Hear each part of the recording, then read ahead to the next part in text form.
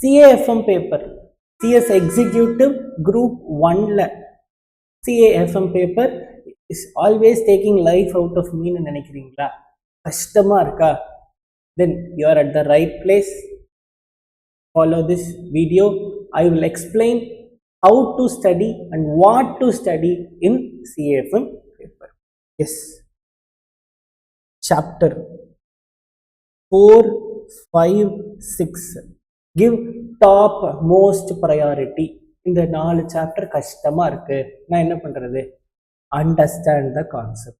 நான் எந்த சாப்டர் கஷ்டமா இருக்குன்னு சொன்னாலும் நான் திரும்ப போய் நிக்க போறது ஒரே வார்த்தை, understand the concept.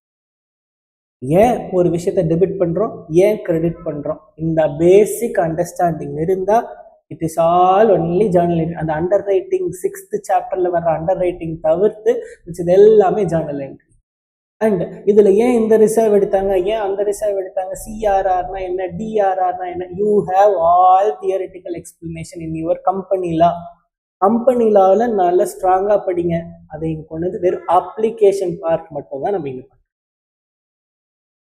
And don't by heart journal entries. Bonus issue format entry இருக்கா, வெளியில other material refer CA CMA materials. Because for bonus issue you don't have a example sum.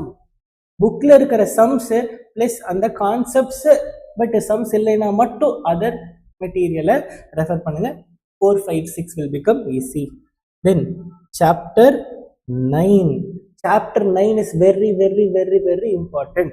இந்த chaptersக்கு 15 marks na இந்த ஒரு chapterக்கு they are giving equal weightage of 15 marks. And then chapter 17.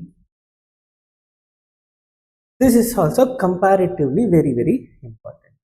அப்போ நான் இதெல்லாம் படிச்சேன். இந்த எத்தனை சாப்டர் சொல்லியிருக்கோம்? வெறும் இது வரைக்கும் டோட்டலா 5 சாப்டர்ஸ் தான் சொல்லியிருக்கோம். இந்த 5 சாப்டர்ஸ் படிச்சீங்கனாலே நீங்க கன்ஃபார்ம் பாஸ்.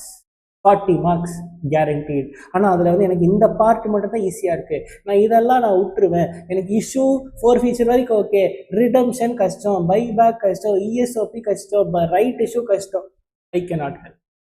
இந்த சாப்டர் எடுத்தீங்கன்னா 100% படிக்கணும்.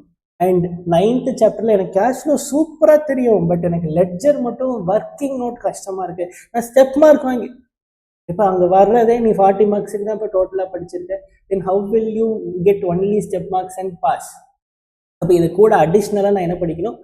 எஃப்எம்ல இருக்க ஃபார்முலாஸ் படிங்க. படிச்சிங்கன்னா யூ வில் டெஃபினெட்லி கிளியர். கூட கொஞ்சம் theory. That is all. Thank you.